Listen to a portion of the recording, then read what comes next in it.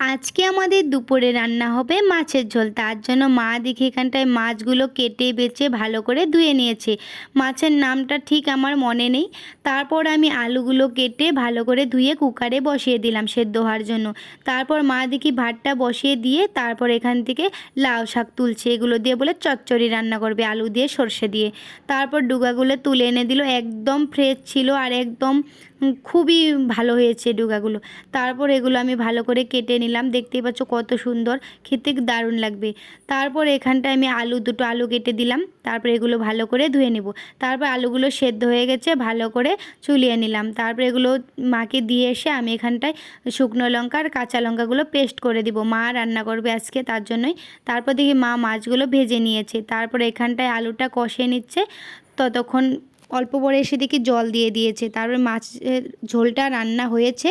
তারপর আমি এসে দেখি এগুলোও রান্না হয়েছে। তো বন্ধুরা, রান্নাটা কেমন লাগলো অবশ্যই কমেন্টে জানিও।